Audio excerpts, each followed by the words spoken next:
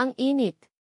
Hindi lang ang init ng tag-araw na bumabalot sa tondo, kundi ang naglalagablab na init mula sa tatlong maliliit na katawan sa aking kandungan. Nanginginig ang aking mga kamay habang sinasalat ang noo ni Mayumi, pagkatapos ay kay Matikas, at sa huli kay Ligaya. Bawat isa ay parang pugon na nagbabanta, at ang bawat hikbi nila ay parang punyal na tumatarak sa aking puso. Nay ang sakit po ng ulo ko, bulong ni Matikas, ang pinakamalakas sa kanilang tatlo, ngayon ay nanlulupaypay. Naramdaman ko ang basa sa aking pisngi. Luha. Hindi ko alam kung kailan nagsimulang umagos ang mga ito. Ang pera ko, ubos na. Ang tinda kong isda kahapon, halos walang bumili. Ni hindi ko na mabigyan ng pangkain ang mga anak ko, gamot pa kaya? Pinilit kong humiti kahit na nanginginig ang aking labi. Konti na lang, mga anak. Gagaling din kayo. Pero ang boses ko ay halos hindi marinig. Alam kong nagsisinungaling ako. Walang gamot. Walang pera. Napadako ang tingin ko sa lumang magasin sa gilid ng mesa. Isang lalaki ang nakangiti mula sa glossy na pahina. Matikas, matipuno, may hawak na plate. Sa ilalim ng larawan, nakasulat ang pangalang Don Miguel Zamora, sihi ng Zamora Group. Ang mukha niya ay ang mukha ng bangungot ko. Ang mukha niya ay ang mukha ng pag-asa ko. 8 taon. 8 taon kong itinago ang lihim na ito. 8 taon kong pinilit kalimutan ang gabing iyon, ang sakit, ang pagtalikod. Pero ngayon, nakahiga sa aking bisig ang bunga ng gabing iyon, 3 buhay na kailangan ng tulong, at tanging ang lalaking ito ang makakatulong. Ang pride ko. Ano ba ang pride kung ang buhay ng mga anak mo ang nakataya? Ang hiya. Mas nakakahiya ba ang magmakaawa kaysa mawalan ng mga anak?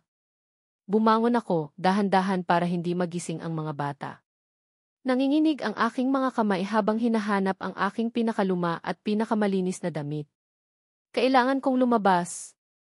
Kailangan kong hanapin siya. Manang Rosie, pakitingin naman po muna ang mga bata, pakiusap ko sa aking kapitbahay. May pupuntahan lang po ako, sandali lang. Nako, Aling Nena, saan ka pupunta? Ang taas ng lagnat ng mga bata, pag-aalala ni Manang Rosie. Basta po, Manang. Para sa kanila, sagot ko, at lumabas na ako ng bahay nang walang lingon-lingon. Mainit ang semento sa aking mga paanan. Mainit ang hangin na dumadampi sa aking balat. Pero mas mainit ang apoy ng takot at determinasyon sa loob ko. Sumakay ako sa jeep, ang bawat kembot nito ay nagpapataas ng kaba sa aking dibdib. Ang Makati, napakalayo sa tondo. Nasaan ang mundo ko at nasaan ang mundo niya? Nang makababa ako sa harap ng Zamora Tower, napahinto ako. Isang salamin na gusali halos umabot sa ulap. Ang mga tao sa paligid, nakasuot ng mamahaling damit, nagmamadali, abala sa sarili nilang mundo. Narito ako, isang Aling Nena na mailumang damit at mukhang uhaw na uhaw sa pag-asa. Huminga ako ng malalim. Para sa inyo, mga anak ko, bulong ko, at lumakad patungo sa entrance. Isang matangkad na gwardiya ang humarang sa akin. Miss, bawal pumasok ang walang appointment. May kailangan lang po akong kausapin. Napaka-importante po, sagot ko, halos nanginginig ang boses. Sino? May appointment ka ba? Tanong niya, at kitang-kita ko ang pagdududa sa kanyang mga mata. Hindi ko siya sinagot. Sa halip, iginapang ko ang aking mga mata sa loob ng lobby. Napakalaki. Napakasilaw. At doon, sa gitna ng lahat, papalabas siya mula sa elevator, kasama ang ilang matataas na ekutibo. Si Don Miguel Zamora. Parehong-pareho sa magasin. Mas matipuno. Mas malayo. Napahakbang ako. Ang aking puso parang tambol sa bilis. Ito na. Ito na ang sandali. Sir! Sir Miguel, sigaw ko, kahit na nanginginig ang aking buong katawan. Napatingin siya. Sa akin. Sa loob ng 1 segundo. Isang napakabilis na segundo. Walang pagkilala. Walang kahit anong bakas na nakaraan sa kanyang mga mata. Para akong isang butil ng alikabok sa hangin na dumapo lang sa kanyang paningin. Pagkatapos, tumalikod siya. Humakbang. 1 hakbang. 2 hakbang. Papalay. Papalay kasama ang mga matataas na ehekutibo, nakikipag-usap, nakangiti. Isang kumpletong estranghero. Naiwan akong nakatayo doon, nakatulala, habang ang anino niya ay unti-unting lumayo. Ang lalamunan ko tila sinasakal. Ang sakit sa dibdib ko, parang may kung anong matalim na sumusundot. Ang tatlong boses sa aking kandungan. Ang init na naglalagablab. Ang kanilang mga hikbi. Walang pagkilala. Walang paglingon. Paano ko siya pipilitin na tingnan ako? Paano ko siya pipilitin na tingnan ang mga anak niya? Ang hangin sa labas ng Zamora Tower ay tila lalong bumigat. Ang lalamunan ko ay tuyong-tuyo at ang dibdib ko ay kumikiro. Umalis siya. Ang tatlong buhay na nasa likod ko, umaasa sa akin, ay tila nababaliwala sa isang kisap mata. Pumikit ako ng mariin, pinipigilan ang luha. Hindi ako pwedeng sumuko. Hindi pa. Hindi ko pwedeng hayaang mamatay ang mga anak ko dahil lang sa kahihiyan. Naglakad ako pabalik sa gate, kung saan kanina'y pilit akong pinipigilan. Ang gwardiya, nakatingin sa akin ng maihalong pagdududa at yamot. Kailangan kong subukan ulit. Hindi ako aalis hanggat hindi ko siya nakakausap. Manong, pakiusap po. Kailangan ko lang po talaga si Sir Miguel, muling pakiusap ko. Sabi nang wala, miss. Bumalik ka na lang, sagot niya, at sa boses niya ay narinig ko ang pagkairita. Naramdaman ko ang init ng araw sa aking anit. Ang mga hikbi ng mga anak ko ay tila umalinggaw sa aking isipan. Kung hindi ngayon, kailan pa? Sa aking pagpupumilit, isang malakas na boses ang bumalot sa buong paligid. Ano ang kaguluhan dito? Napatingin ako. Isang matangkad na babae, nakasuot ng eleganteng dress at may matalas na tingin. Si Doña Elena Zamora. Ang nanay ni Miguel. Ang taong sumira sa buhay ko 8 taon na ang nakakaraan. Ito po, Doña Elena, ay isang babaeng nanggugulo. Ayaw po umalis kahit sinabing walang appointment, paliwanag ng gwardiya, at yumuko. Unti-unting lumapit si Doña Elena. Bawat hakbang niya ay parang tunog ng martilyo sa aking dibdib. Ang kanyang mga mata, matatalas at mapanuri, dahan-dahang gumapang sa akin. At pagkatapos, nanlaki ang mga mata niya. Ikaw, bulong niya, na tila hindi makapaniwala. Ang boses niya ay nagtatago ng isang malalim na galit. Ikaw pa rin pala? Napalunok ako. Ang mga alaala ng nakaraan ay biglang nagbalik. Ang malamig na opisina. Ang kanyang boses na puno ng pagkamuhi. Ang mga paratang. Flashback, 8 taon na ang nakakaraan. Nasa isang opisina ako, umiiyak. Si Don Miguel wala sa tabi ko. Si Doña Elena, nakaupo sa kanyang upuan, ang mukha ay tigas na tigas. Wala kang karapatan sa anak ko. Isang walang kwentang babae na katulad mo ay hindi nababagay sa isang Zamora. Magnanakaw. Iniwan mo ang kumpanya naming lugmok.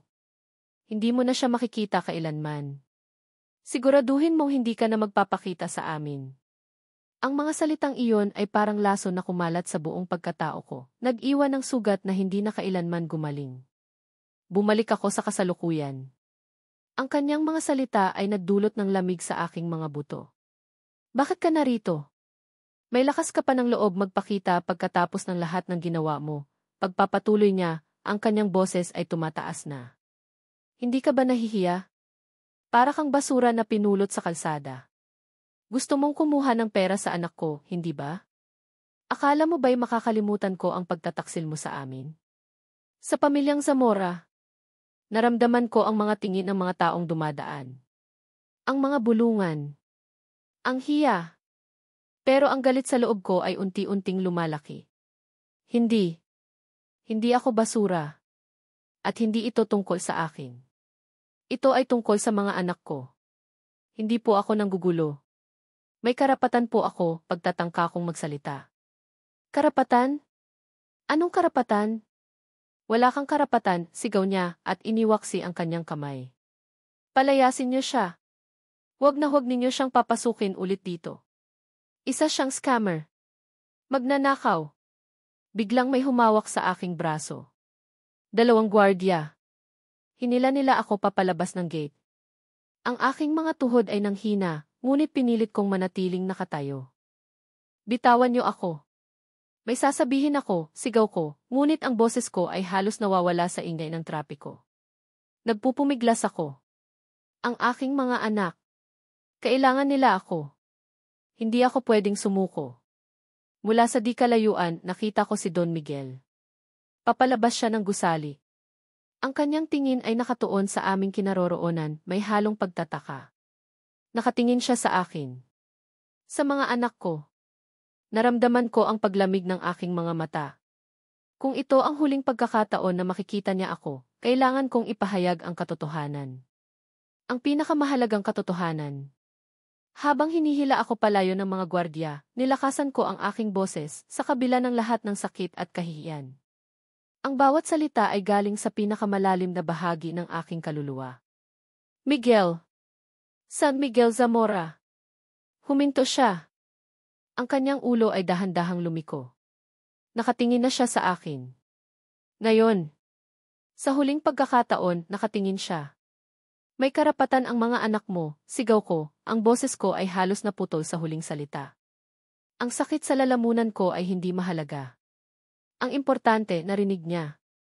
Nakita ko ang gulat sa kanyang mukha. Ang pagkalito. Nakita kong bumalik ang tingin niya sa akin. Ngunit bago pa siya makakilos, o bago pa siya makapagtanong, hinila na ako ng mga gwardya, papalabas ng bakura ng Zamora Tower, palayo sa kanyang paningin, palayo sa kanyang mundo. Naiwan akong nakahandusay sa sidewalk, ang aking mga mata ay nakatingin sa taas, sa salamin na gusali na nagtatago sa isang bahagi ng aking nakaraan at sa kinabukasan ng aking mga anak. Narinig niya ba? May nagbago ba?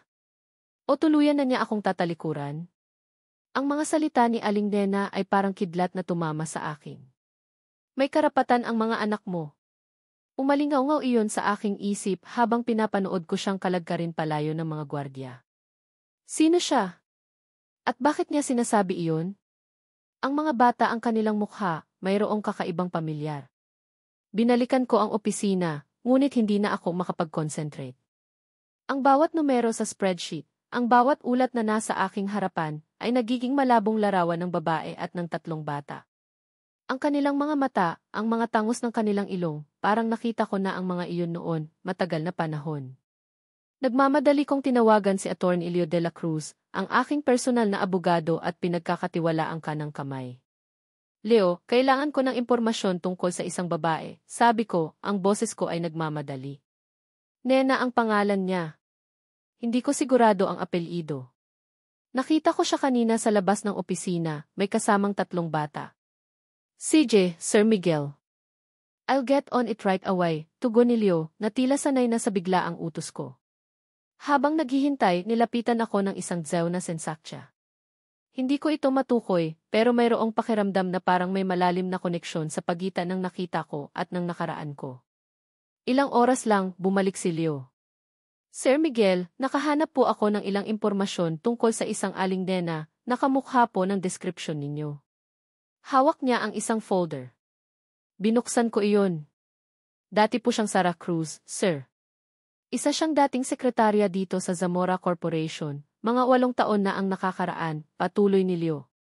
Pero may naitala pong insidente ng pagnanakaw ng pondo. Na-terminate siya dahil doon. Sarah Cruz, bulong ko. Biglang bumalik ang mga alaala, malabo ngunit masakit. Ang pangalang iyon.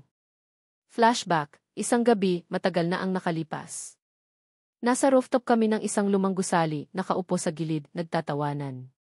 Ang hangin ay malamig, ngunit ang aming mga puso ay mainit. Sarah, bulong ko. Ang ganda ng pangalan mo. Mumiti siya, ang kanyang mga mata ay nagniningning sa ilalim ng buwan. Miguel, sagot niya. Ang mga gabing iyon, puno ng lihim na pag-ibig, takas mula sa mataas na lipunan na kinabibilangan ko. Ang mga pangako na binitawan namin sa isa't isa. Ang lahat ay tila isang panaginip na biglang naging bangungot ng magalit ang aking ina nang malaman niya ang tungkol sa amin. Itigil mo na ang lahat ng kalokohang ito, Miguel, sabi niya, ang kanyang boses ay malamig na yelo. Hindi siya nababagay sa pamilya natin. Kung hindi mo siya iiwan, ako mismo ang magpapaalis sa kanya sa buhay mo. Ang aking ina. Si Mama. Donna Elena. Dali-dali akong tumayo at nagtungo sa opisina ng aking ina. Siya lang ang makakapagsabi ng totoo. Siya lang ang nakakaalam ng lahat. Kumatok ako sa kanyang pinto. Ma, kailangan ko po kayong kausapin. Oh, Miguel, sabi niya, at ngumiti ng matamis, isang ngiti na bihirang makita. Anak, may problema ba? Si Sarah po. Aling Nena ang pangalan niya ngayon, diretsong tanong ko. Kilala niyo po ba siya? Nagbago ang ekspresyon ng kanyang mukha. Ang matamis na ngiti ay biglang naging malamig at ang kanyang mga mata ay tumigas. Sino? Ang babaeng nanggulo kanina. Oh, wag mo nang isipin ang tungkol doon, Miguel. Isa lang siyang mapagsamantalang tao. Isa siyang scammer. Hindi na dapat pangbalikan ang nakaraang walang kwenta. Ma, nagtatrabaho siya dito noon, hindi ba? May nangyari ba sa kanya na hindi ko alam, pilit ko. Tumawa si Doña Elena, isang maikling tawa na walang emosyon. Walang dapat malaman, anak. Ang mahalaga, malinis ang pangalan ng pamilya natin. At hindi mo kailangan ang mga ganoong klase ng tao sa buhay mo. Hindi ko na siya kinibo. Ang kanyang reaksyon ay sapat na. May tinatago siya. May mas malalim pa sa sinasabi niya. Bumalik ako sa aking opisina, ang aking puso ay bumibigat. Hindi ako makakain, hindi makapagpahinga. Ang mga mata ng mga bata ang kanilang pagkakapareho sa akin. Impossible. Biglang nag-vibrate ang aking cellphone. Isang email mula kay Leo. Subject, regarding Aling Nena. Binuksan ko ang email. Walang text, tanging attachment. Isang series ng mga litrato. Ang una, si Aling Nena, nakaupo sa isang lumang bangko, yakap ang tatlong bata. Ang pangalawa, isa sa mga batang lalaki, ngumiti. Ang kanyang ngiti ang kanyang mga mata. Ang pangatlo, ang isa pang batang lalaki, naglalakad. Ang kanyang tindig. Ang pang-apat, ang batang babae, si Ligaya. Nakatingin sa kamera, ang kanyang mga mata ay malaki at bilog. At ang kanyang pisngi may isang maliit na nunal. Ang aking puso ay biglang tumigil. Ang aking mga kamay ay nanginginig. Ang nunal na iyon. Ang nunal na iyon ay nasa akin din isang maliit, halos hindi makita, sa aking kanang pisngi. Nanalangin ako na sana ay nagkakamali lang ako. Pero ang mga litrato ay hindi nagsisinungaling. Ang mga mukha nila. Ang pagkakapareho. Hindi ko na nakita ang nakikita ko. Hindi lang basta kamukha. Sila-sila ang mga anak ko. Ang mga anak ko na hindi ko man lang alam na nag-i-exist. Ang araw ay unti-unting lumulubog at ang dilim ay nagsisimulang bumalot sa tondo. Nakaidlip ang tatlong bata, ang kanilang mga hininga ay mainit at mabigat pa rin. Ang ilang pirasong biskwit na binili ko sa tindahan kanina ang tanging nakain ko. Ang sakit ng ulo ko ay lumalala, hindi dahil sa gutom kundi sa pagkabigo. Narinig ko ang mahinang katok sa pinto. Si Manang Rosie siguro. Pasok po, mahina kong sabi. Pero nang bumukas ang pinto, hindi si Manang Rosie ang nakita ko. Si Don Miguel Zamora ang nakatayo doon, ang kanyang matangkad at eleganteng figura ay halos hindi magkasya sa maliit na pintuan. Ang liwanag mula sa labas ay nagbigay ng anino sa kanyang mukha at hindi ko mabasa ang ekspresyon niya. Nakasuot siya ng pang-opisina na damit na tila galing lang siya sa isang mahalagang pulong at ngayon ay narito siya sa gitna ng aming napakapangit na tirahan. Ang aking puso ay biglang tumalon. Para akong nanigas sa kinatatayuan ko. Bakit siya narito? Narinig niya ba talaga ang sinabi ko? O narito lang siya para ipagpatuloy ang kahihiyan? Aling Nena, sabi niya, ang boses niya ay malalim at formal. Maaari ba tayong mag-usap? Hindi ako makasagot. Pinilit kong kalmahin ang sarili ko. Ito na ang pagkakataon. Iginya ko siya papasok. Ang aming maliit na bahay, na sapat lang para sa amin, ay tila lalong lumiit sa presensya niya.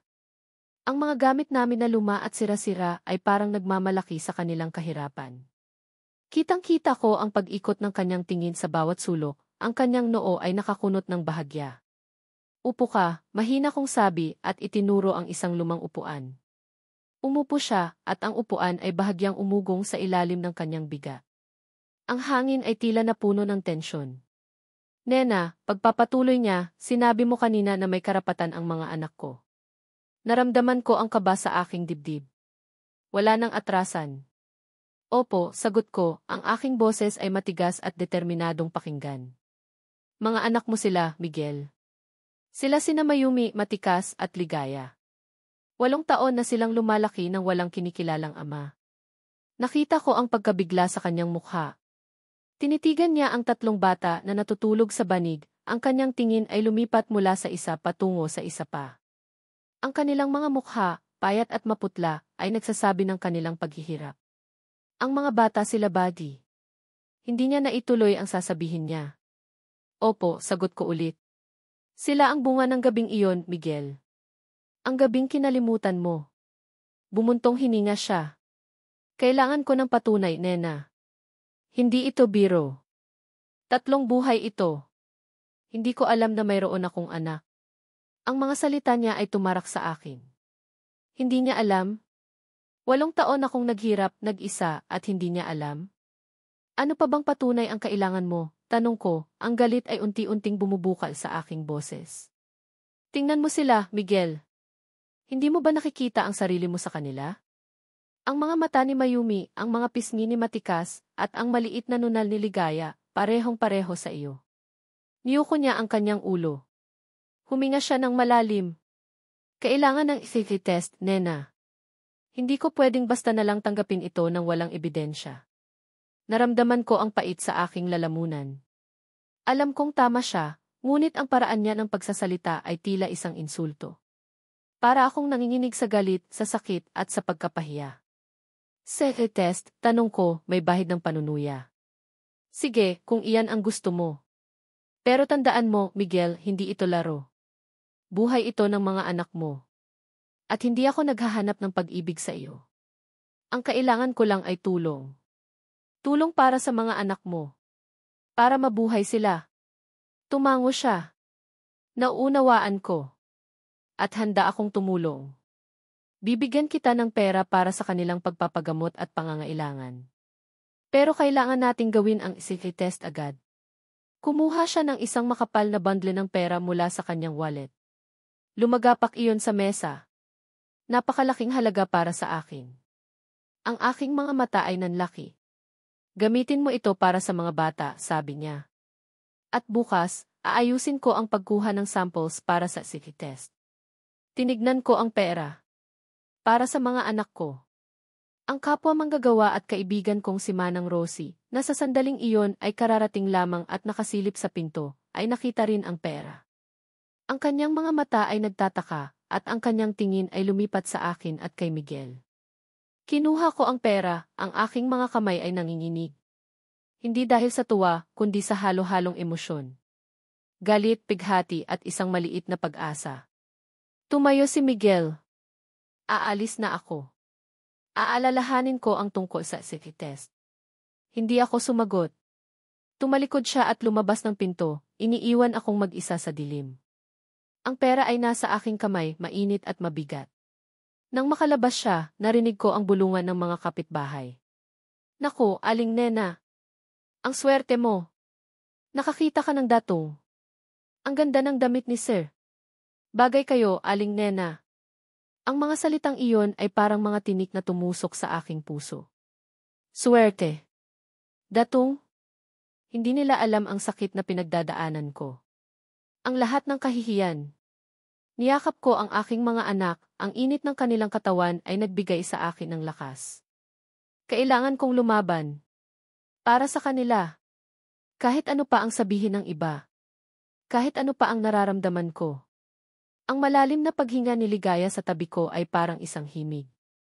Dinala ko ang 3 bata sa Lucas Medical Center, hindi sa isang pampublikong ospital tulad ng nakasanayan ni Aling Nena. Narito kami ngayon, naghihintay ng resulta ng test. Sa isang pribadong silid, malayo sa mga pamilyar na dingding ng Zamora Group, naramdaman ko ang isang kakaibang kapayapaan na matagal nang nawala sa aking buhay. Pinagmamasdan ko si Ligaya, ang kanyang maliit na kamay na mahigpit na nakakapit sa aking daliri.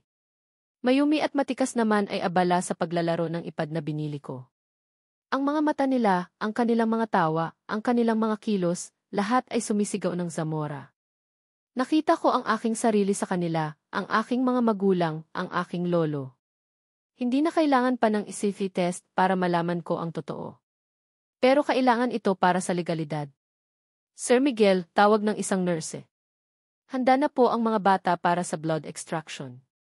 Hawak ko ang kamay ni Ligaya habang kinukuha ang sample ng dugo niya. Ngumiti ako sa kanya, pilit na pinapakalma ang takot sa kanyang mga mata. Konti lang, anak. Brave girl. Ang pagtawag ko sa kanya ng anak ay lumabas ng natural. Hindi ko plinano.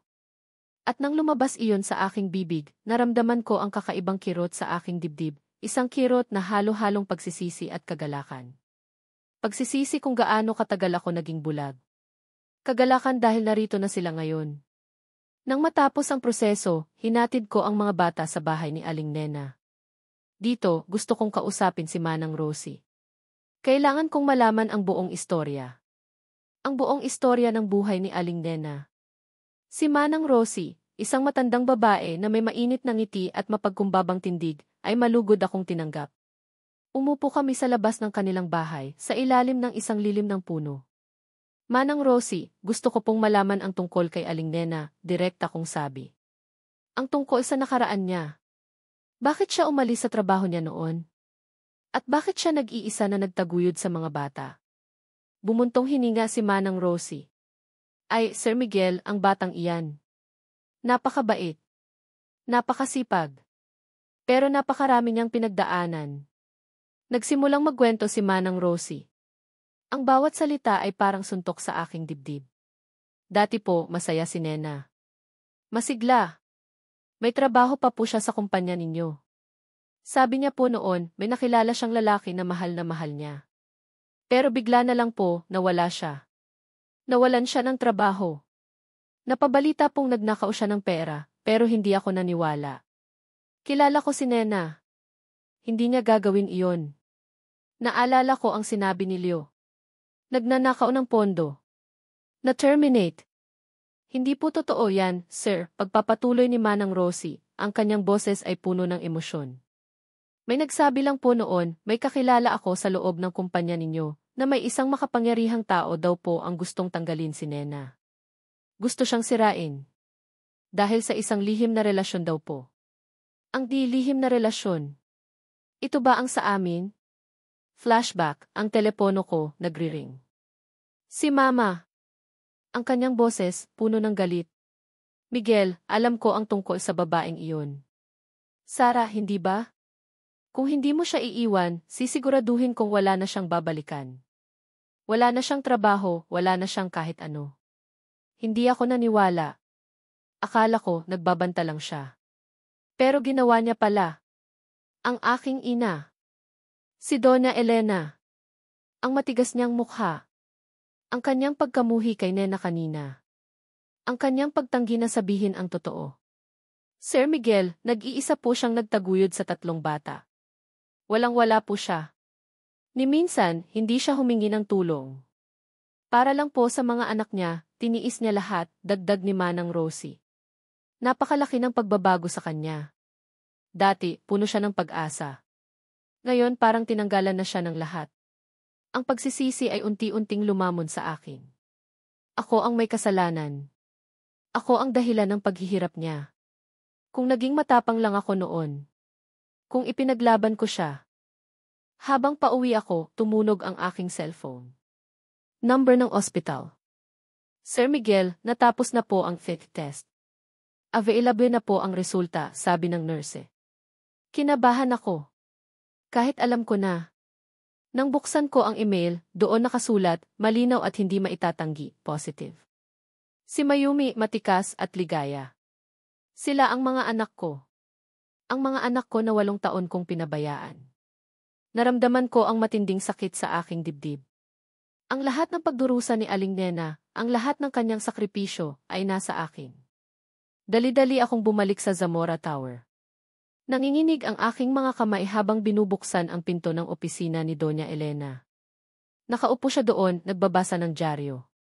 Tumingin siya sa akin, may ngiti sa kanyang labi. Isang ngiti na ngayon ay nakikita kong puno ng kaplastikan. Ma, sabi ko, ang boses ko ay halos hindi ko na makilala. Anong ginawa mo kay Nena? Bakit mo siya siniraan? Bakit mo siya pinaalis sa trabaho? Tumingin siya sa akin, ang kanyang ngiti ay unti-unting nawala. Ang kanyang mga mata ay naging yelo. Para sa iyo, Miguel, sabi niya, ang kanyang boses ay malamig at matigas. Ginawa ko iyon para sa kapakanan mo. Para sa pangalan ng pamilya Zamora. Hindi siya nababagay sa iyo. Isang babaeng galing sa mahirap na lugar at ngayon may mga anak pa. Pero mama, may mga anak ako sa kanya, sigaw ko, ang boses ko ay umalingaw sa buong opisina. Sila ang mga apo mo. At siniraan mo ang nanay nila. Sinira mo ang buhay niya. Tumawa siya, isang maikli at walang emosyong tawa. Anak, hindi sila nababagay sa ating pamilya. Hindi ko hahayaang sirain nila ang reputasyon mo. Ang reputasyon ng Zamora Group. Ang mga batang iyan hindi sila dapat lumaki sa ating mundo. Naramdaman ko ang pag-akyat ng galit sa aking lalamunan. Ang buong katawan ko ay nanginginig. Ang lahat ng sakit na dinanas ni Nena, ang lahat ng pagkabigo niya, ay ngayon ko lang lubos na naintindihan. Ang aking ina, ang taong dapat nagpoprotekta sa akin, ay ang siyang sumira sa akin. Kailangan mong ipaliwanag ang lahat, mama, sabi ko, ang aking boses ay puno ng puot. Ang lahat ng ginawa mo. Ngayon na. Mumiti si Doña Elena, isang ngiti na may halong hamon. Anak, ang buhay ay hindi ganoon kadali. May mga sikreto na mas mabuting manatiling sikreto. Ang araw pagkatapos ng ICT test ay tila mas mahaba kaysa dati. Hindi ako mapakali. Alam kong may malaking pagbabago ang mangyayari. Ang pag-amin ni Miguel. Ang mga anak ko. Ang kinabukasan nila. Pero hindi ko inaasahan ang pagdating ng mga balita mula sa labas. Nasa palengke ako, bumibili ng gulay, nang biglang may bumulong ang isang babae. Naku, si Aling Nena. Ang swerte niya, nakakuha ng mayamang ama para sa mga anak niya. Pagkatapos, isa pa. Pero narinig ko, hindi raw pala ganoon kadali. May nagpakalat daw ng balita na manggagamit lang siya. Naglakad ako palayo, ngunit ang mga bulungan ay sumunod sa akin. Ang aking puso ay kumirot. Alam kong may kinalaman ito kay Doña Elena. Nang makauwi ako, bumungad sa akin si Manang Rosie, ang kanyang mukha ay puno ng pag-aalala. Nena, napanood mo na ba ang balita? Ang nanay ni Sir Miguel, nag-press conference. Mabilis kong binuksan ang lumang telebisyon. At doon, sa screen, si Doña Elena Zamora, nakaupo sa isang eleganteng upuan, nasa likod niya ang logo ng Zamora Group. Sa tabi niya, isang tumpok ng mga papel. Bilang ina ni Don Miguel Zamora, kinukumpirma ko po na mayroong mga batang lumitaw na nagsasabing sila ay anak ng aking anak, pahayag niya, ang kanyang boses ay kalmado ngunit may diin. Ngunit nais kong linawin na ang babaeng nagdadala sa kanila ay may masamang hangarin. Mayroon siyang kasaysayan ng pagnanakaw at panloloko sa aming kumpanya. At ang mga batang iyan hindi sila karapat-dapat sa pangalang Zamora. Naramdaman ko ang paglamig ng aking mga kamay at paa. Pagnanakaw. Panloloko. Ang mga salitang iyon ay parang suntok sa akin, kahit na alam kong hindi iyon totoo. Ito ang takot ko. Ang paghamak ng lipunan. Nena, huwag kang maniwala dyan, sigaw ni Manang Rosie, niyakap ako ng mahigpit. Alam nating hindi iyan totoo. Nagpaplano lang ang matandang iyan. Pero ang sakit ay lumaganap sa aking katawan. Ang mga mata ng mga kapitbahay. Ang mga bulungan. Masakit. Kinaumagahan, may dumating na formal na sulat sa aming bahay. Galing kay Attorney Leo de la Cruz. Isang opisyal na abiso. Binuksan ko iyon nang nanginginig ang mga kamay. Nakasaad doon ang isang petition for custody. Si Doña Elena Zamora, sa ngalan ng kapakanan ng mga bata at ng reputasyon ng pamilya Zamora, ay humihiling ng buong karapatan sa pag-aalaga ng aking mga anak. At kasama sa sulat ang mga dokumentong naglalaman ng mga huwad na ebidensya ng aking pikawalan ng kakayahan bilang ina, ang aking tirahan, ang aking kahirapan, at ang kasaysayan ko ng pagnanakaw. Napadapa ako sa upuan, ang sulat ay nahulog sa sahig. Ang aking mga anak, sila Mayumi, matikas at ligaya, ay lumapit sa akin, ang kanilang mga mata ay puno ng pagtataka. Mama, anong nangyari? Tanong ni Mayumi. Niyakap ko sila ng mahigpit, ang aking mga mata ay puno ng luha. Hindi. Hindi ko hahayaang mangyari ito. Hindi ko hahayaang kunin niya ang mga anak ko sa akin. Biglang bumukas ang pinto. Si Miguel. Nakatayo siya doon, ang kanyang mukha ay puno ng galit at pagod. Nena, nakita mo ba ang ginawa ni Mama? Sabi niya, ang kanyang boses ay nagingit-ngit. Hindi ko maintindihan kung bakit niya ginagawa ito. Pinulot ko ang petition for custody at inabot sa kanya. Hindi mo maintindihan? Narito. Gusto niyang kunin ang mga anak ko sa akin, Miguel. Gusto niyang tanggalin sila sa akin ng tuluyan. Kinuha niya ang papel. Ang kanyang mga mata ay nanlaki habang binabasa niya ang nilalaman nito. Ang kanyang mga kamao ay nakakuyom. Hindi ko hahayaang mangyari ito, Nena, sabi niya, at naramdaman ko ang determinasyon sa kanyang boses. Lalabanan ko si Mama. Proprotektahan ko kayo. Pero ang mga salita niya ay tila kulang. Ang loob ko ay puno pa rin ang takot. Ang kanyang ina ay napakamakapangyarihan. Wala akong laban. Miguel, ano ba ang laban ko sa ina mo? Tanong ko, ang aking boses ay halos pabulong. Kaya niyang sirain ako. Kaya niyang kunin ang lahat sa akin. Niyakap niya ako. Ang kanyang yakap ay mainit at matibay. Huwag kang mag-alala, Nena. Magkasama tayo. Hindi ko hahayaang mangyari iyon. Napakasarap sa pakiramdam ng kanyang yakap, ngunit ang takot ay nanatili. Ang kanyang ina ay hindi sumusuko. At alam kong ang digmaang ito ay walang katapusan. Ang hapunan sa bahay ni Mama ay tila isang laro ng pusa at daga. Matapos ang paninira niya kay Nena sa media at ang pagsasampa niya ng petisyon para sa custody ng mga bata, alam kong kailangan ko siyang harapin ng direkta. Naroon kaming lahat, si Mama, ako, at si Attorney Leon na aking pinakiusapan na samahan ako para maging witness. Ang hangin ay mabigat, halos mahirap huminga. Mama, nagsimula ako, ang boses ko ay kalmado kahit na kumukulo ang dugo ko. Bakit mo ginagawa ito kay Nena? Bakit mo sinisiraan ang isang inosenteng tao at ang mga apo mo? Ngumiti si Doña Elena, isang ngiti na hindi umabot sa kanyang mga mata. Ginagawa ko lang ang nararapat para sa ating pamilya, Miguel. Hindi na babagay sa ating pangalan ang mga batang iyan. At lalong hindi ang babaeng iyan. Pero sila ang mga anak ko, git ko, at naramdaman ko ang pagtaas ng boses ko. Ang mga apo mo sila. Tumaas ang isang kilay ni Doña Elena. Sigurado ka ba doon, anak? Sigurado ka ba na lahat sila ay anak mo? Napatigil ako. Anong ibig mong sabihin, Ma? Nilagay ni Doña Elena ang kanyang kubyerto sa pinggan ng may kaluskos. Kinuha niya ang isang envelope mula sa kanyang bag at itinapon ito sa mesa, sa harap ko. Tingnan mo ito, anak. Nakita mo na ba ito? Nanginginig ang aking mga kamay habang binubuksan ko ang envelope. Sa loob, mayroong mga lumang papeles. Mga record ng ospital. Ang mga pangalan ng 3 bata ay nakasulat doon, Mayumi, Matikas at Ligaya. Ngunit sa ilalim ng pangalan ni Ligaya, mayroong isang nota. Isang malabong handwritten note. Possible paternal discrepancy, needs further confirmation. Posibleng hindi tugma ang ama, kailangan ng kumpirmasyon. Hindi, bulong ko, ang aking puso ay bumaba sa aking dibdib. Hindi ito totoo.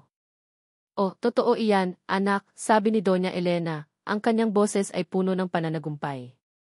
Nakuha ko iyan mula sa ospital na pinanganakan daw niya. Sa isang probinsya. Hindi maganda ang mga record nila. At nakita ko iyan mismo. Hindi nagtutugma ang birth weight niya sa dalawa. May mga kakaibang detalye sa medical records niya. Hindi mo ba napansin? Hindi siya ganoon kahawig sa iyo kumpara sa dalawa? O nagbulag-bulagan ka lang dahil sa nararamdaman mo? Napaatras ako. Ang lahat ng pagkakapareho ng mga bata sa akin ay biglang naglaho sa aking isipan. Ang nunal ni Ligaya. Nakita ko iyon. Pero paano kung nagkataon lang? Nena, bakit hindi niya sinabi sa akin ito? Bulong ko, mas sa sarili ko kaysa sa kanila. Dahil may tinatago siya, Miguel, sagot ni Doña Elena. May tinatago siya sa iyo. Kailangan mong maging maingat. Ang babaeng iyan, mapagsamantala. At ngayon, ipinagtapat ko na sa iyo ang lahat. Ito ang katotohanan. Naramdaman ko ang pagkalito. Ang galit. Ang sakit. Ang pagdududa. Miguel, huminga ka ng malalim, sabi ni Attorney Leo, ang kanyang boses ay kalmado ngunit may pag-aalala. May mga medical records na hindi kumpirmado. Hindi ito sapat na ebidensya. Pero ang mga salita ni Mama, ang ebidensya na inilatag niya, ay tila bumalot sa akin. Hindi ko na alam kung ano ang totoo. Ang pagmamahal ko sa mga bata ay biglang nahaluan ng pagdududa. Agad kong tinawagan si Nena. Nena, kailangan nating mag-usap. Ngayon na. Nang makarating ako sa bahay ni Aling Nena, naroon siya, naghihintay, may bahid ng pag-asa sa kanyang mukha. Pero nang makita niya ang ekspresyon ko, nagbago ang kanyang tingin. Nena, ano ito? Tanong ko, at ipinakita ko sa kanya ang mga lumang medical records na ibinigay ni Mama. Bakit hindi mo sinabi sa akin ang tungkol kay Ligaya? Nakita ko ang pagbabago sa kanyang mukha. Ang pag-asa ay biglang naging takot. Pagkatapos ay sakit. Hindi iyan totoo, Miguel, sabi niya, ang kanyang boses ay nanginginig. Si Ligaya anak mo rin siya. Wala akong tinatago. Pero bakit may nakasulat dito na may discrepancy? Tanong ko, ang aking boses ay nagiging matigas. Bakit may mga kakaibang detalye sa record niya? Bakit hindi mo sinabi sa akin? Ang mga mata ni Nena ay napuno ng luha. Hindi ko maintindihan. Hindi ko alam kung bakit may nakasulat dyan. Pero totoo ang sinasabi ko. Hindi ko siya tinatago sa iyo. Anak mo rin siya. Ang kanyang pagtanggi ay tila lalong nagdulot ng pagdududa sa aking isipan. Bakit siya hindi makapagpaliwanag ng maayos? Bakit parang mayroon siyang inililihim?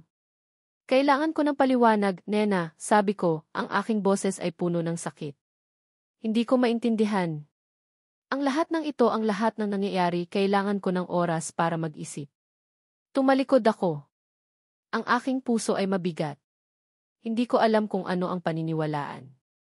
Ang mga salita ni Mama o ang mga mata ni Nena. Miguel, wag, sigaw niya, ang kanyang boses ay basag. Wag mo akong iwan. Hindi totoo iyan. Mahal kita. Mahal ka namin. Ngunit hindi ko na siya pinakinggan. Kailangan kong lumayo. Kailangan kong mag-isip. Iniwan ko siyang nakatayo doon, ang kanyang mukha ay puno ng pighati, habang ang mga tinig ng tatlong bata ay tila umalingaw-ngao sa aking likuran. Ang pag-aalinlangan ay lumamon sa akin. Ang pintuan ay sumara ng marahan, ngunit ang tunog nito ay umalingaw-ngao sa aking tainga na parang kulog. Iniwan ako ni Miguel. Iniwan niya ako sa gitna ng aking pagkalito, ng aking sakit at ng kanyang pagdududa. Ang mga salita ni Doña Elena, ang mga lumang papel na iyon, ay tila bumalot sa kanya, at sa isang iglap, nawala ang lahat ng pag-asa na akala ko'y nagsisimula ng sumibol. Hindi totoo iyan, bulong ko, kahit na wala nang nakikinig. Ang aking mga tuhod ay nanghina, at napaupo ako sa sahig, yakap-yakap ang aking sarili. Ang mga luha, na kanina'y pilit kong pinipigilan, ay umagos na ngayon ng walang tigil. Si Ligaya. Ang aking pinakamaliit. Ang aking masiyahin na Ligaya. Paano niya iisipin na hindi siya anak ni Miguel? Paano niya iisipin na niloko ko siya? Ang sakit ay hindi matukoy. Mas masakit pa kaysa sa lahat ng paninira ni Doña Elena. Ang pagdududa ni Miguel ang siyang tumarak sa aking puso. Naalala ko ang gabing ipinanganak si Ligaya. Ang pagiging premature niya. Ang mga komplikasyon. Ang mga doktor na nagmamadali. Ang mga papeles na hindi ko na masyadong naintindihan dahil sa matinding pagod at takot. Posible bang may mali sa record? Isang simpleng pagkakamali ng clerical. Pero paano ko ipapaliwanag iyon kay Miguel kung ayaw niyang makinig? Kung ang puso niya ay nabalot na ng pagdududa? Nena! Nena, anong nangyari? Si Manang Rosie, tumatakbo papasok sa bahay, ang kanyang mukha ay puno ng pag-aalala. Nakita niya siguro si Miguel na umalis. Iniwan niya ako, Manang, sabi ko, ang aking boses ay basag. Pinagdududahan niya si Ligaya. Pinagdududahan niya ako. Niyakap ako ni Manang Rosie ng mahigpit. Huwag kang mag-alala, Nena. Alam kong hindi totoo iyan. Alam kong malinis ang konsensya mo. Lalabanan natin iyan. Paano, Manang, tanong ko, ang aking boses ay puno ng kawalan ng pag-asa. Paano ako lalaban? Ang ina niya, napakamakapangyarihan. Kaya niyang sirain ang buhay namin. Hindi ko kaya. Ayoko nang lumaban. Pagod na ako. Niyakap ko ang aking mga anak na nagising na sa aking pag-iyak. Ang kanilang mga mata ay nagtataka, at ang kanilang mga kamay ay hinawakan ang aking mukha. Mama, bakit ka umiiyak? Tanong ni Mayumi. Wala, anak. Masaya lang si Mama, pilit kong ngiti, kahit na ang bawat hibla ng aking katawan ay sumisigaw ng sakit.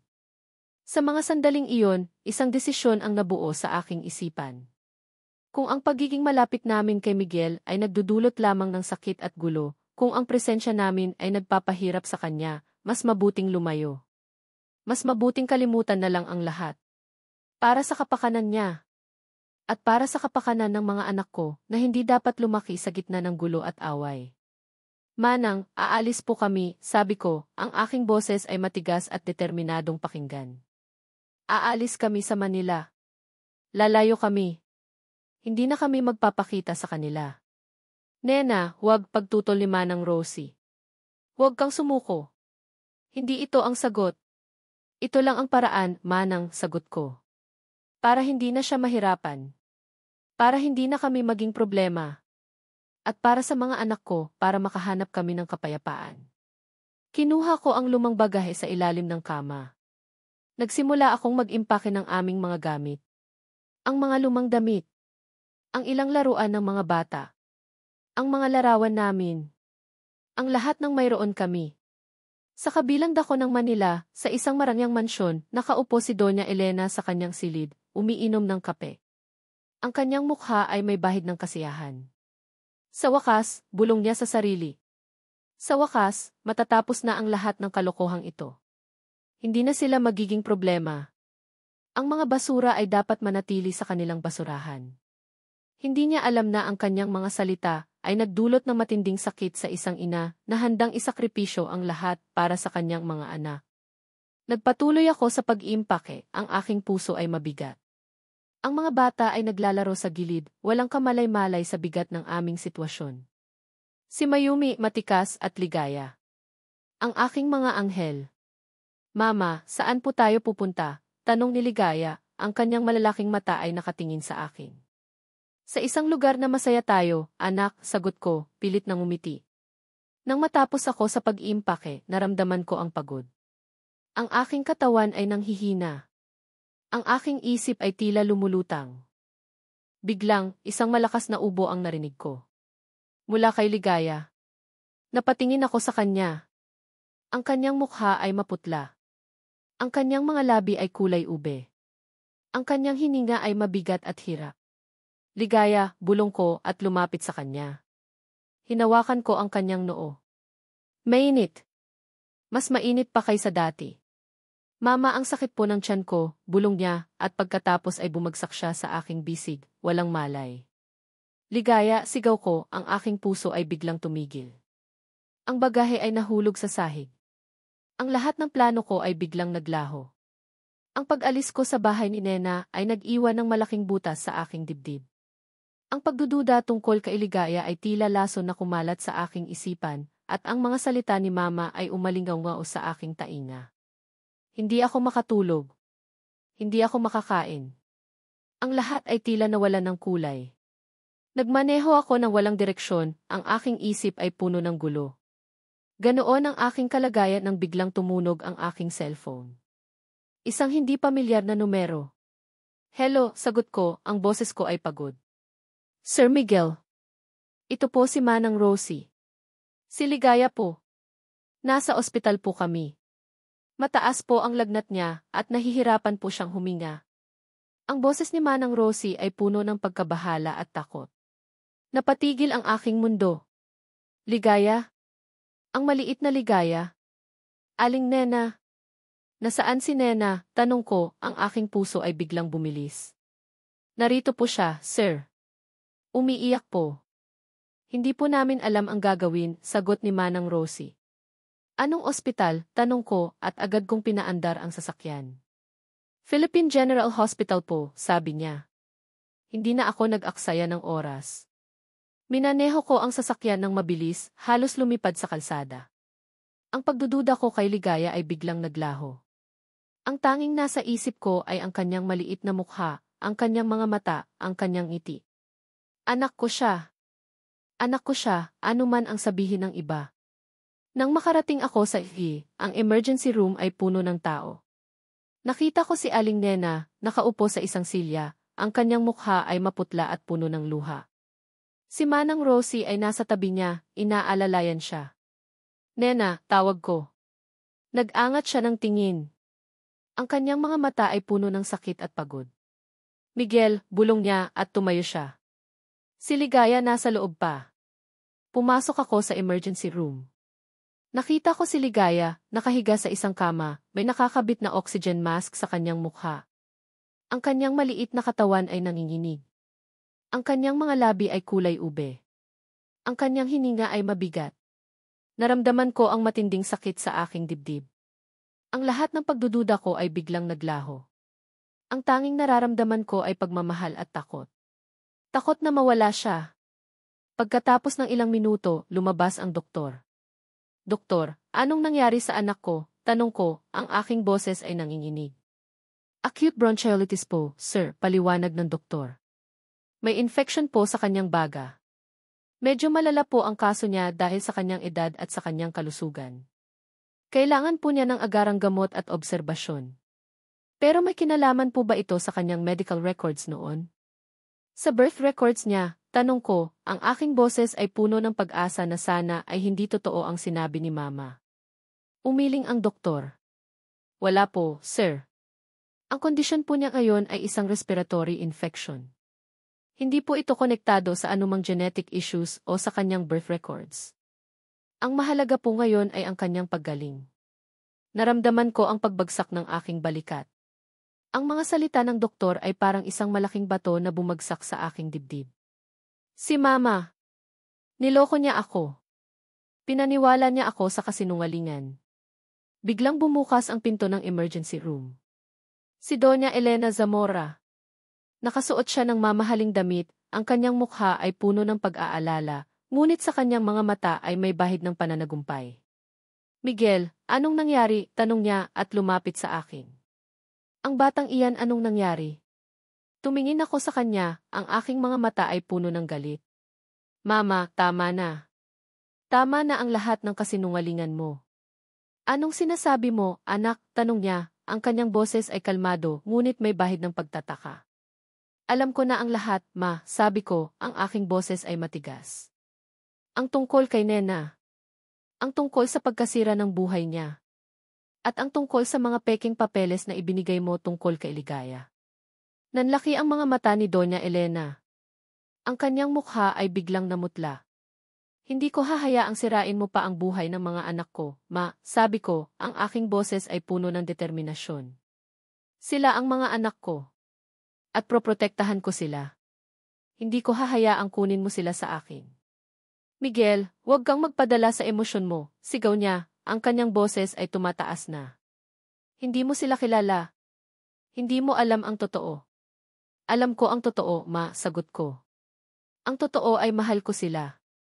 At hindi ko hahayaang sirain mo ang pamilya ko. Lumapit ako sa kama ni Ligaya. Hinawakan ko ang kanyang maliit na kamay. Ang kanyang balat ay mainit, ngunit ang kanyang mga daliri ay mahigpit na nakakapit sa akin. Naramdaman ko ang pagmamahal. Ang pagmamahal na matagal kong hinahanap.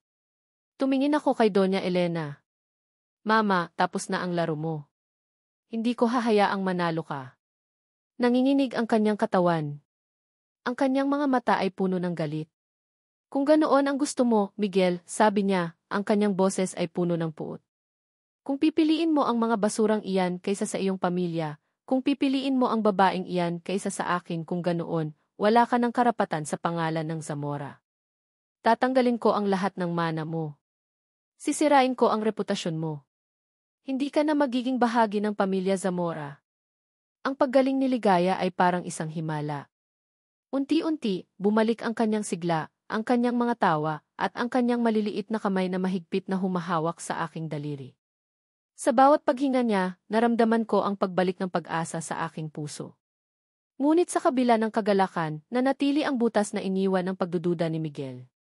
Isang hapon, habang nagbabantay ako kay Ligaya sa ospital, bumukas ang pinto. Si Miguel. Ang kanyang mukha ay pagod, ngunit ang kanyang mga mata ay puno ng pagsisisi. Nena, nagsimula siya, ang kanyang boses ay malalim at basag. Patawarin mo ako.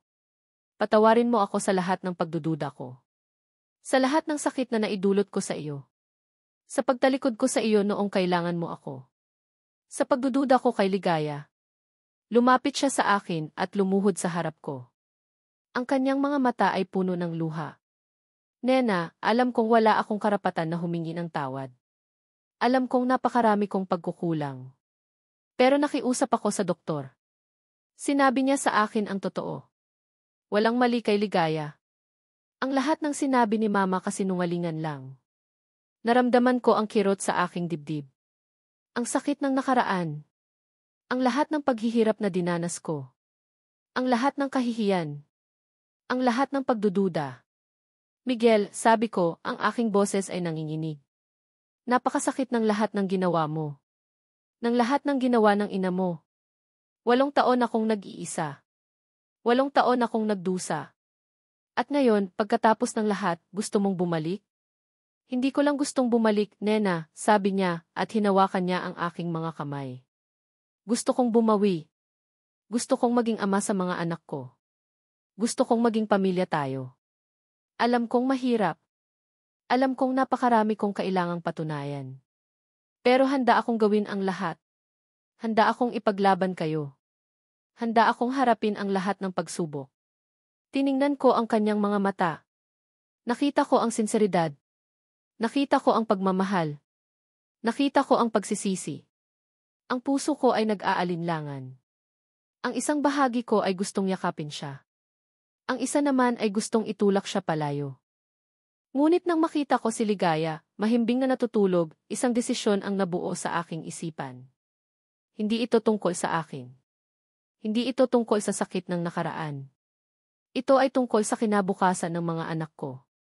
Sige, Miguel, sabi ko, ang aking boses ay kalmado. Bigyan natin ng pagkakataon. Para sa mga bata. Ang kanyang mukha ay biglang lumiwanag. Niyakap niya ako ng mahigpit. Ang kanyang yakap ay mainit at matibay. Salamat, Nena. Maraming salamat, bulong niya. Kinabukasan, lumabas si Ligaya sa ospital.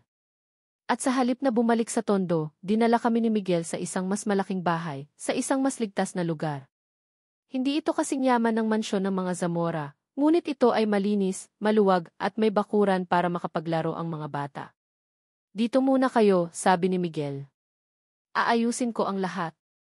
Hindi na kayo babalik sa Tondo. Hindi na kayo maghihirap. Alam kong hindi ito magiging madali. Alam kong ang ina niya ay hindi susuko. At tama ako. Pagkalipas ng ilang araw, nag-viral ang isang video. Isang video ng isang babae na nagpapanggap na kapitbahay namin, nagsasabi ng mga kasinungalingan tungkol sa akin. Ang mga komento sa social media ay puno ng paghuhusga. Nena, kailangan nating harapin ito, sabi ni Miguel. Hindi tayo pwedeng magtago. Kailangan nating sabihin ang totoo. Kinabahan ako. Ang pagharap sa publiko. Ang pagharap sa mga paninira. Paano, Miguel, tanong ko. Hindi ako sanay sa ganyan. Magkasama tayo, sagot niya, at hinawakan niya ang aking kamay. Hindi ka nag-iisa. Nag-organisa si Miguel ng isang press conference. Sa isang hotel, puno ng mga reporter at kamera. Ang aking puso ay kumakabog ng malakas. Nang tumayo kami sa harap ng mga kamera, naramdaman ko ang mga tingin ng lahat. Ang mga flash ng kamera ay tila bumubulag sa akin. Magandang umaga po sa inyong lahat, nagsimula si Miguel, ang kanyang boses ay matatag. Narito po kami ngayon upang linawin ang lahat ng issue at paninira na kumalat sa nakaraang mga araw. Nagpaliwanag si Miguel tungkol sa aming nakaraan, sa aming pagkakamali at sa kanyang pagiging ama sa mga bata. Sinabi niya ang tungkol sa safety test at ang pagiging positive nito. Pagkatapos, tumingin siya sa akin. At ngayon, nais kong ipakilala sa inyo ang babaeng ito, si Aling Nena. Ang ina ng aking mga anak. Ang babaeng nagpakita ng tunay na lakas at pagmamahal sa kabila ng lahat ng pagsubok. Nanginginig ang aking mga kamay, ngunit pinilit kong manatiling matatag. Ito na. Ang pagkakataon kong sabihin ang totoo. Magandang umaga po, nagsimula ako, ang aking boses ay malinaw at matatag. Ako po si Aling Nena. Hindi ko po inasahan na darating ang araw na ito. Marami po akong pinagdaanan. Marami po akong narinig na paninira. Pero nais ko po sanang linawin ang lahat. Sinabi ko ang tungkol sa aking nakaraan sa Zamora Corporation, ang pagiging sekretarya ko, at ang biglaang pagkawala ng aking trabaho. Hindi ko binanggit ang pangalan ni Doña Elena, ngunit ang lahat ay nakaunawa. Hindi po ako nagnakaw, sabi ko, ang aking boses ay puno ng emosyon. Hindi ko po kailanman gagawin iyon. Ang tanging ninanais ko lang po ay ang magkaroon ng magandang buhay ang aking mga anak. At hindi po ako manggagamit. Ang lahat ng ginagawa ko ay para sa kanila. Pagkatapos, tiningnan ko ang kamera. Sa lahat po ng mga naninira, sa lahat po ng mga nagdududa, hayaan niyo po akong sabihin, hindi po ako susuko. Lalabanan ko po ang lahat ng kasinungalingan. At ipaglalaban ko po ang karapatan ng aking mga anak na magkaroon ng isang buo at masayang pamilya. Ang mga reporter ay nagbulungan.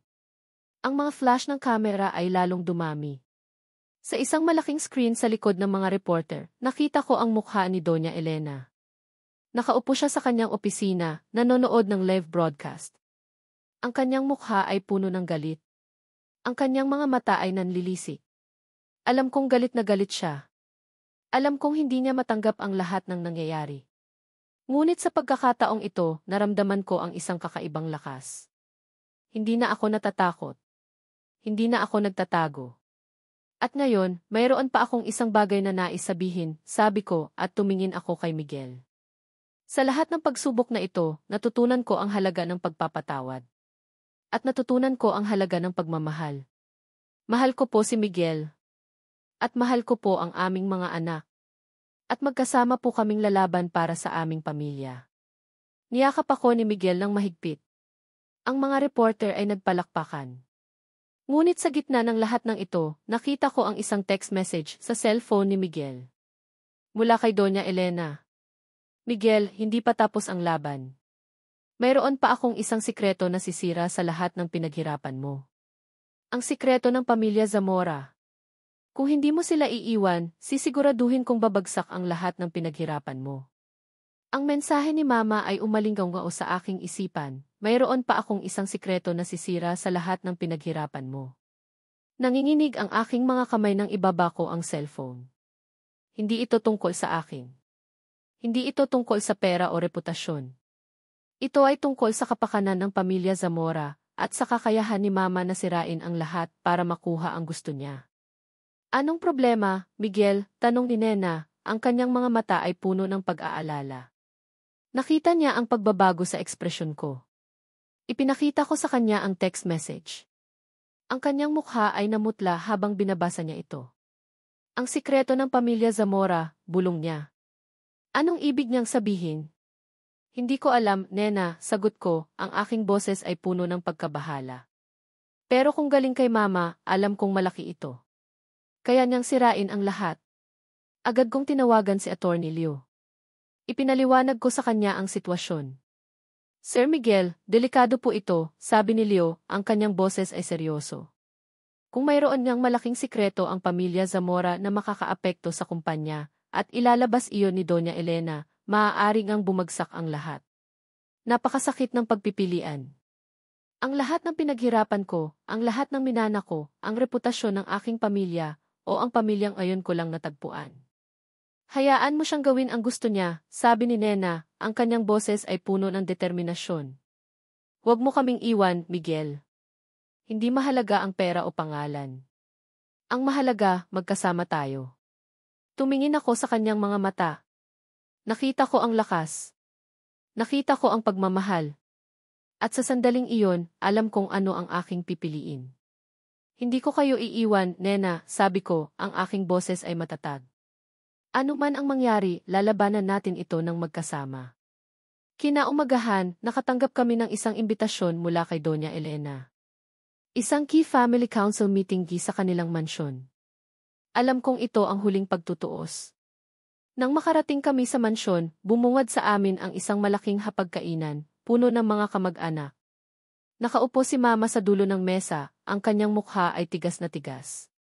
Sa tabi niya, si Attorney De La Cruz, hindi si Leo, na pamilyar sa mga usaping pamilya. Salamat sa pagdalo ninyo sa mahalagang pagtitipon na ito, sabi ni Doña Elena, ang kanyang boses ay malamig. Narito tayo ngayon upang talakayin ang kinabukasan ng pamilya Zamora. At ang kinabukasan ng aking anak na si Miguel. Tumingin siya sa akin. Miguel, narito ka, kasama ang babaeng iyan at ang kanyang mga anak. Ipinahayag mo ang iyong kagustuhang sumama sa kanila. Kaya ngayon, ako naman ang magpapahayag ng aking desisyon. Inilabas niya ang isang makapal na folder. Ito ang isang sikreto na matagal nang inilihim ng pamilyang Zamora. Isang sikreto na kung ilalabas sa publiko ay sisira sa ating reputasyon. Sisira sa lahat ng pinaghirapan ng ating angkan. Naramdaman ko ang kaba. Ano kaya ito? Nalaman ko na ang lolo mo, ang nagtatag ng Zamora Group, ay mayroong nakaw na pera na ginamit niya upang itayo ang kumpanyang ito, sabi ni Doña Elena, ang kanyang boses ay puno ng pananagumpay. Mayroon siyang itinagong pondo mula sa isang hindi legal na transaksyon maraming taon na ang nakakaraan. At mayroon akong mga dokumento, mga ebidensya, na magpapatunay nito. Nagbulungan ang mga kamag-anak. Nanlaki ang aking mga mata. Hindi ito maaaring totoo. Ang lolo ko, ang Zamora Group, itinayo sa kasinungalingan. Kung pipiliin mo ang mga taong iyan, Miguel, pagpapatuloy niya, itinuro ang aming direksyon, ilalabas ko ang lahat ng ito sa publiko. Sisiguraduhin kong babagsak ang lahat ng pinaghirapan mo. Ang lahat ng pinaghirapan ng ating pamilya. Huminga ako ng malalim. Ang pagpipilian ay napakalinaw. Ang lahat ng kayamanan, ang lahat ng kapangyarihan, ang lahat ng reputasyon ay nakasalalay sa isang desisyon. Tiningnan ko si Nena. Ang kanyang mga mata ay nagsasabi ng lakas at pagmamahal. Tiningnan ko ang tatlong bata, na tahimik na nakaupo sa tabi ni Nena, walang kamalay-malay sa bigat ng sitwasyon. Hindi ko gagawin iyan, Mama, sabi ko, ang aking boses ay matatag at buo. Hindi ko sila iiwan. Nagulat ang lahat. Maging si Doña Elena. Hindi ko hahayaang sirain mo ang pamilyang ito pagpapatuloy ko. Kung ang sikreto na iyan ay kailangang lumabas, sige. Ilabas mo. Handa akong harapin ang lahat. Handa akong simulan ang lahat mula sa simula. Mas pipiliin kong maging masaya, may kapayapaan sa aking konsensya, kasama ang aking pamilya, kaysa mabuhay sa kasinungalingan at pagpapanggap. Ang mukha ni Doña Elena ay namula sa galit. Kung ganoon ang gusto mo, Miguel. Wala ka ng karapatan sa akin. Wala ka ng karapatan sa pamilyang ito. Wala ka ng karapatan sa Zamora Group. Sisiguraduhin kong maghihirap ka. Tumayo ako. Niyakap ko si Nena at ang mga bata. Maraming salamat sa lahat ng pinaghirapan mo, Mama, sabi ko, ang aking boses ay kalmado. Pero ang tunay na kayamanan ay hindi nasusukat sa pera o sa pangalan. Ito ay nasusukat sa pagmamahal. Sa pamilya. At pagkatapos, tumalikod kami. Lumabas kami ng mansyon, bitbit ang pag-asa, bitbit ang aming pagmamahalan, at bitbit ang determinasyong harapin ang anumang pagsubok. Narinig ko ang galit na sigaw ni Doña Elena sa aking likuran, ngunit hindi na ako lumingon. Sa isang maliit ngunit malinis at komportableng bahay sa labas ng sentro ng syudad, matatagpuan ang isang bagong pamilya. Hindi ito ang marangyang mansyon ng mga Zamora, ngunit mas mainit ito kaysa anumang kayamanan na maaaring bilhin ng pera. Dito, unti-unting lumago ang pagmamahalan at kapayapaan.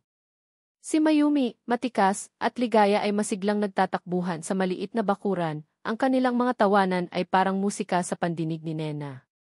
Pinapanood niya sila mula sa kusina habang naghahanda ng simpleng hapunan. Ang kanyang puso, na dati puno ng pait at takot, ay napuno na ngayon ng kagalakan at pasasalamat. Dumating si Miguel mula sa trabaho, ang kanyang mukha ay pagod ngunit may ngiti sa labi. Hindi na siya ang dating Miguel na nababalot sa kaseryosohan at pagdududa. Ngayon, makikita sa kanyang mga mata ang tunay na kaligayahan. Mama, Papa, sigaw ni Ligaya at tumakbo patungo kay Miguel, yumakap sa kanyang mga binti. Binuhat ni Miguel si Ligaya, hinalikan sa pisngi at pagkatapos ay ginulo ang buhok ni na Mayumi at Matikas. Kumusta ang mga bata ko? Tinignan ni Nena si Miguel at sa loob niya, isang pakiramdam ng kapayapaan ang bumalot. Matagal siyang nag-isa, matagal siyang naghirap, ngunit ngayon, narito siya, kasama ang lalaking pinagmulan ng kanyang sakit, ngunit siya ring pinagmulan ng kanyang tunay na kaligayahan. Ang pagpapatawad ay isang mahabang proseso, ngunit sa bawat araw na nakikita niya ang sinseridad at pagmamahal ni Miguel sa kanilang mga anak, unti-unting gumaling ang mga sugat. Hindi ko akalain na darating ang araw na ito, Miguel, bulong ni Nena, habang naglalakad sila papunta sa hapagkainan. Ngumiti si Miguel. Ako rin, Nena. Pero salamat sa iyo dahil hindi ka sumuko. Salamat sa iyo dahil binigyan mo ako ng pagkakataon na bumawi. At salamat sa iyo dahil binigyan mo ako ng pinakamagandang regalo sa buhay ko, ang ating mga anak. Sa loob ng kanilang simpleng bahay, habang naghahapunan sila, ang bawat subo ng pagkain, ang bawat tawanan ng mga bata, ay nagsasabi ng isang kwento. Isang kwento ng pag-ibig na nasubok, ng pamilyang nagkawatak-watak, ngunit muling nabuo, at ng kapatawaran na nagbigay ng bagong simula. Ang digmaan kay Doña Elena ay hindi nagtapos ng may granding pagbabati. Matapos ang pagdeklara ni Miguel ng kanyang pagpili, nagalit si Doña Elena. Ngunit unti-unti, nakita ni Doña Elena ang pagbabago kay Miguel. Nakita niya ang tunay na kaligayahan sa mga mata ng kanyang anak. Isang araw, dumating ang isang anonymous package sa kanilang bahay. Isang kahon ng mga mamahaling laruan para sa mga bata. Walang pangalan ng nagpadala, ngunit alam ni Miguel at Nena kung sino. Hindi man lubos na tinanggap ni Doña Elena ang sitwasyon, ang kanyang puso ay dahan-dahang lumambot. Minsan, nakikita niya ang mga litrato ng mga bata sa social media, at sa kanyang pag-iisa, hindi niya maiwasang mapangiti ng bahagya. May mga pagkakataon ding tinatawagan niya si Miguel, hindi para magreklamo, kundi para magtanong tungkol sa kalagayan ng mga bata. Isang senyales na ang pagmamahal ng isang lola ay mas matimbang kaysa sa pagmamalaki at galit. Ang bawat pagsubok na pinagdaanan ni Miguel at Nena ay nagpatibay sa kanilang relasyon. Natutunan nilang ang tunay na pagmamahal ay hindi perpekto. Ito ay puno ng sakit, pagdududa at paghihirap. Ngunit sa huli, ito ay tungkol sa pagpapatawad, sa tapang na harapin ang mga pagkakamali at sa determinasyon na ipaglaban ang mga taong mahal mo. Sa pagtatapos ng bawat araw, matapos matulog ang mga bata, naupo sina Miguel at Nena sa labas ng kanilang bahay, nagmamasid sa mga bituin.